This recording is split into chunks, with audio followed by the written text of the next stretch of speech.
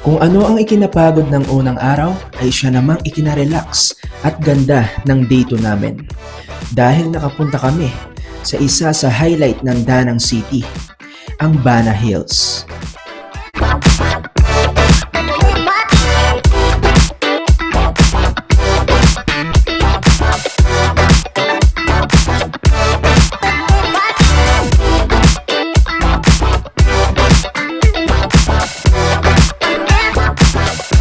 Bonus na lang din na nakapagpamasahe pa kami at nakakain ng solid at masarap na seafood after nito.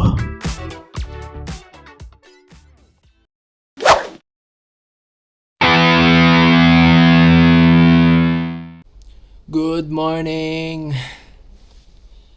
So ito na yung ating third day and third episode ng ating Vietnam tour.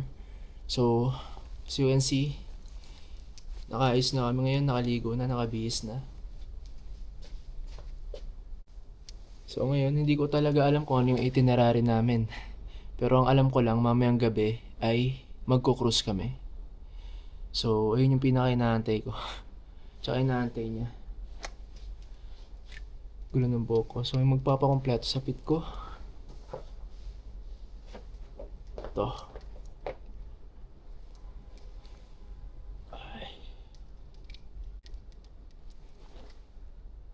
Ayan.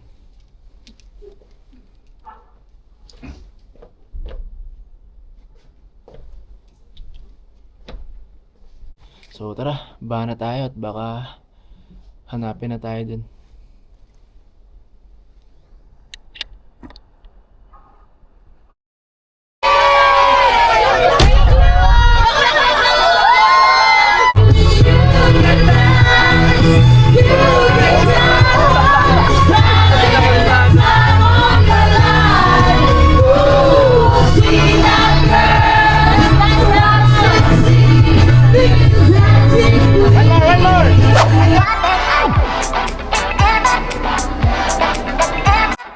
Dito kami sa pagawaan nila ng latex ata to.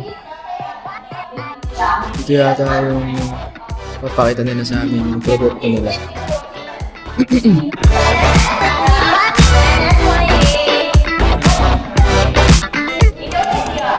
Ito nga pala yung produktong ipinakita sa amin sa loob. Yung kaliwang picture ay unan, yung nasa kanan naman ay kama. Ang latex ay isang milky plant fluid na galing sa puno na ginagamit para makagawa ng rubber. Kaya't kung meron ka nito ay talaga namang magiging sulit at komportable ang tulog mo. Tagal doon. Hard selling sila doon. Pero ang lupit nila mag-pera. Gentleman Jerome, I sent to you the photo.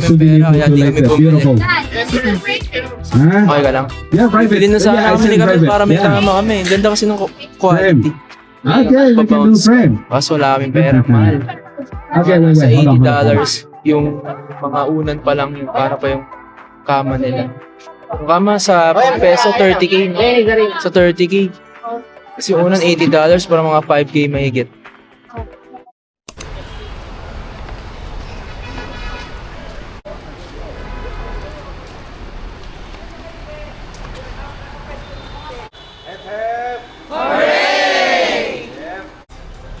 Picture kami guys.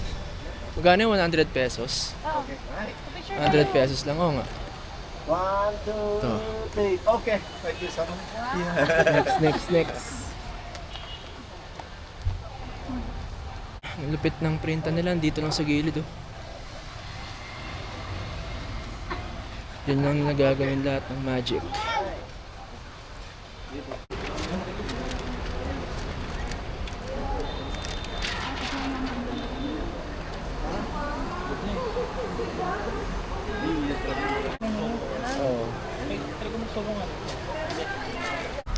Guys, ito na yung resulta ng picture namin ni Camilo. Okay din naman. 100 pesos lang. Bag.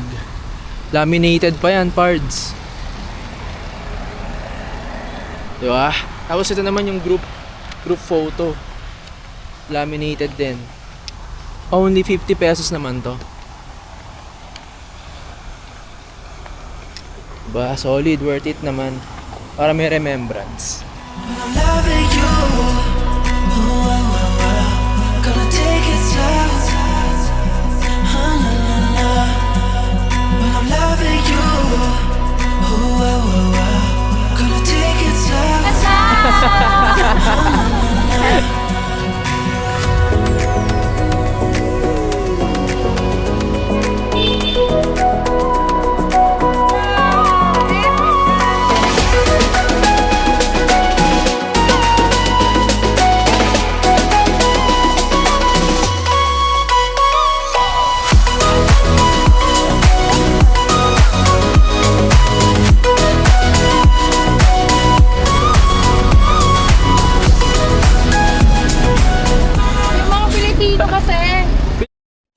you have iced egg coffee? Yeah.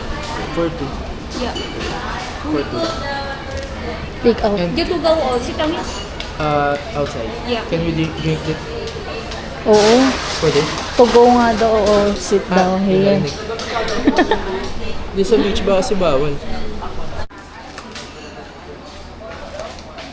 Yeah, egg coffee.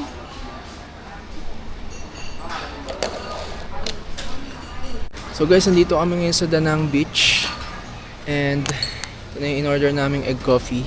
So yung kanina egg coffee rin yun, pero galing sa tour guide namin. Pero ito, binili talaga namin dito sa Bien Dong Coffee. Dito lang siya sa likod ng Danang Beach. Ayun yung beach yun. Pero mamaya na kami pupunta dyan. Upo muna kami para ma-enjoy yung kape namin.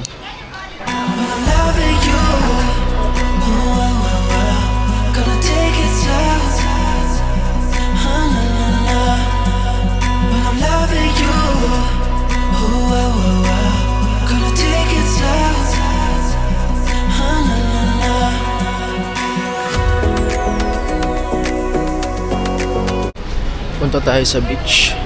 Ayaw ni Camille, ayaw mainitan eh. Hindi talaga siya hindi talaga trip yung pinagpapawisan siya. Kaya ako gusto kong, syempre memories to, gusto kong ipakita dito sa video kung ano meron dito sa Danang Beach. So let's go!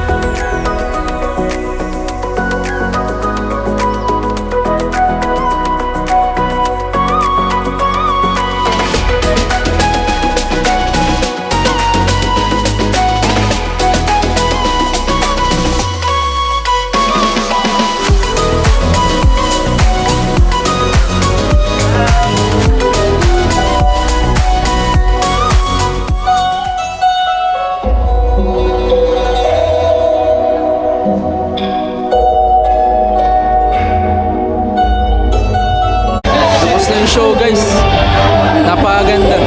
Hindi lang pwede mag-video eh, sasawayin eh. Pero maganda. Photos with our performers. We sincerely thank you and look forward to welcoming you again.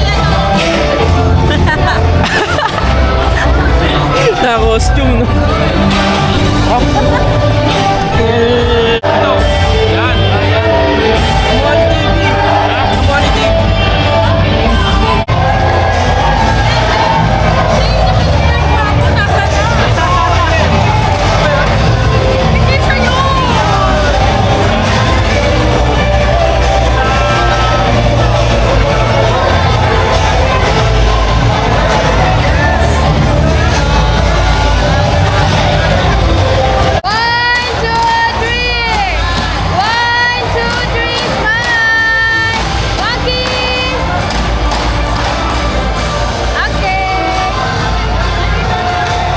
Pala roleplay yun. Dance presentation habang pinapakita nila yung kultura nila.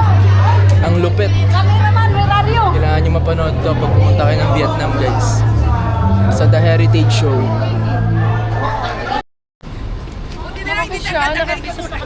Nakakiss? Sa lapis ngi? Akala ko sa pisngi.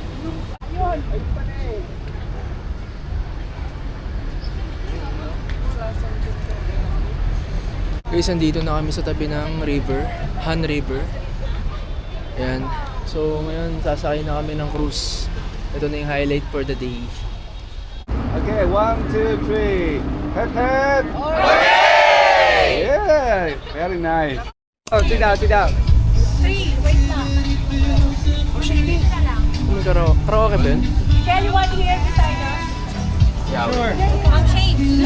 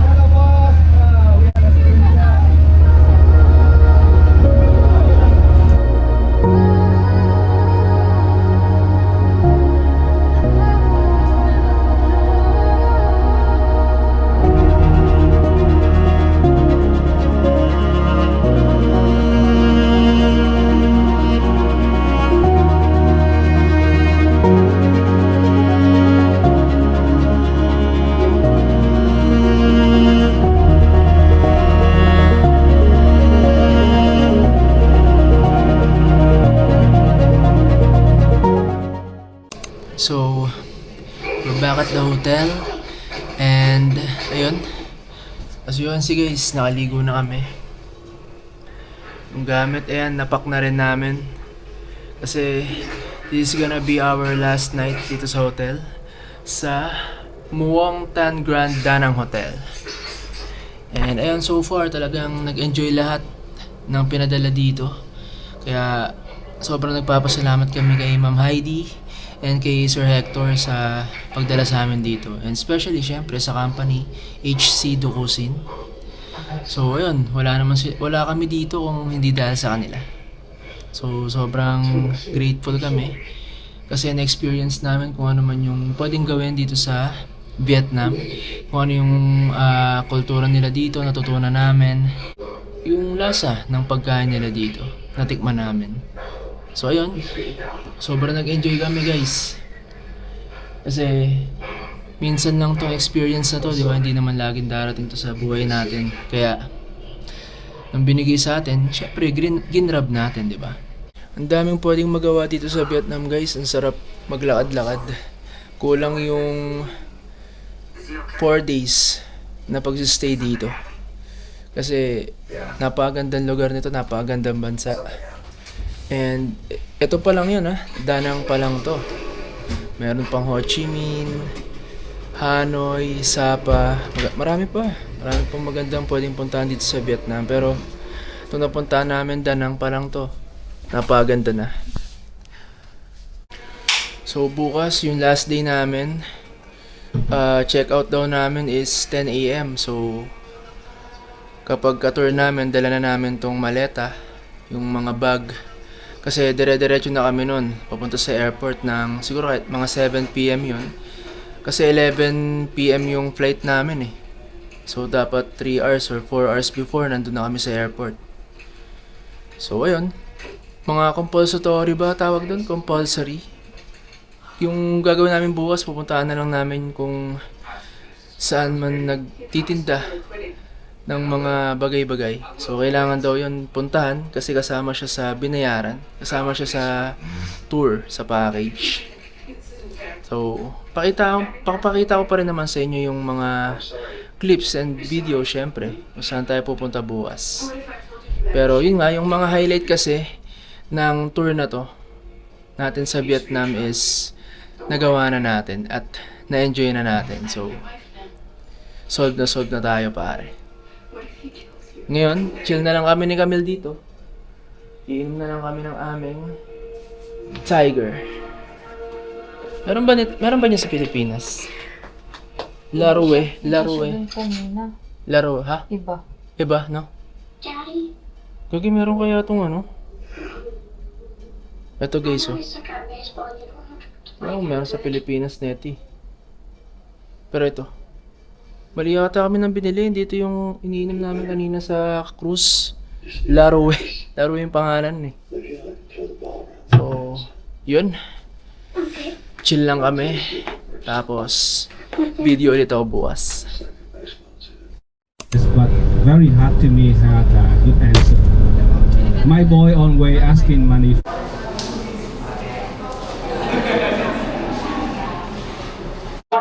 Guys, nasa pagawaan kami ng syrup ngayon. And hindi kasi pwede mag-video ulit sa loob. May restriction. So, ito yung paligid ko dito. Pakita ko lang. Grabe yung mga pinakita sa aming silk sa loob. Talagang pag hinawakan mo ay mararamdaman mong high quality talaga ang mga ito. Malambot, makinis at makintab talaga. Konting kaalaman lang guys, ang silk ay nagmumula sa mga silkworms. Sila ang nagpo-produce nito sa pamamagitan ng pagkain nila ng mulberry. Guys, tapos na yung time namin sa showroom ng bilihan at pagawaan ng silk.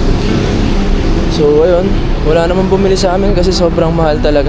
Hindi afford kasi ito na nga yung pang-apat na araw namin dito sa Vietnam. So wala nang pera ang bawat isa at mas kailangan pang unahin. So ngayon, hindi ko alam kung saan kami next. Balitaan ko kayo.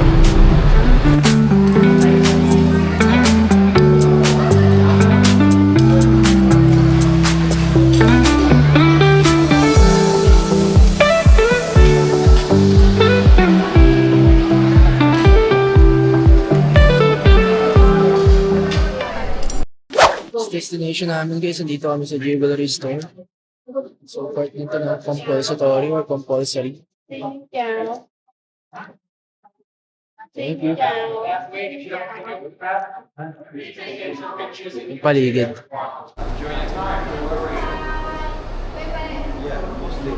Sorry, mate, but with the Lua Rice Stone came here too. Pero dito pwede. Moving on a little bit, everyone. They also got the amethyst and the cross in here too. This is where you can see the amethyst, the cross, the oral, ruby, and the emerald too.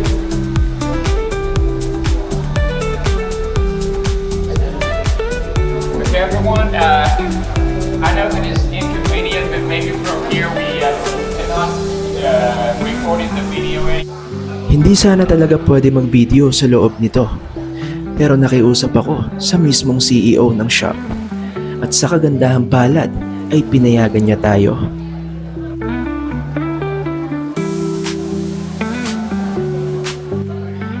Ang bait ng may-ari ng shop na to guys. Grabe, binigyan niya kami ng napakalaking discount para ma-afford namin bumili ng ilan sa mga produkto nila. Kaya't ito nga ang napili kong bilhin, isang jade bracelet na gagawin kong pasalubong para kay mama.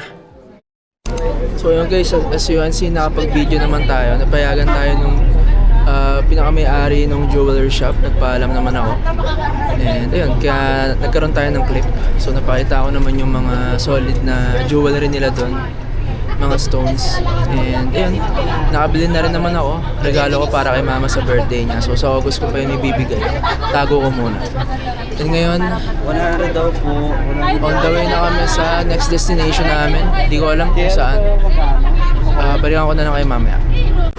Dito na kami guys sa next destination namin. And I believe ito na yata yung last. Ano ba to? Hey, sir. Good afternoon. Mga products na gawa yata sa balat ng hayop. Crocodile, balat ng crocodile. Ito, balat ng crocodile. Sorry. Pakita ko lang. Hindi nila bumaba. Kasi parang mabilis lang pa. Balat ng crocodile to. Ano?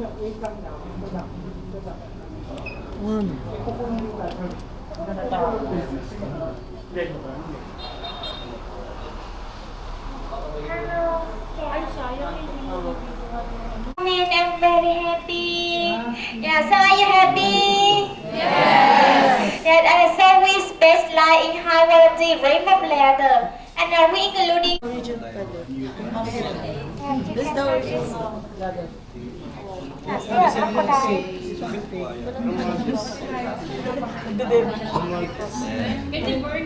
Yes, you can.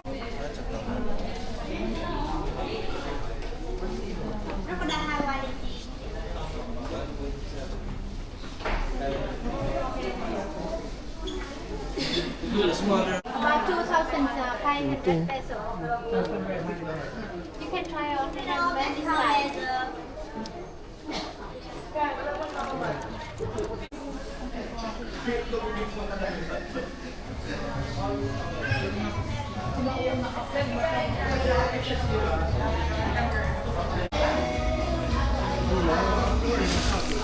So dito ako nakabili ng pasalubong ko para kay Camille. Pasalubong. Ng gift ko para kay Camille. And itong gift na to is pink na wallet kasi mahilig siya sa kulay pink. And wala, gusto ko lang siya regaluhan ng wallet. Feeling ko kailangan niya to. Naka-zoom pala. We also very appreciate about him. You know, we know each other too long. You know when the COVID time, he have no job. He work on the sidewalk here. But now he will come back. Yeah.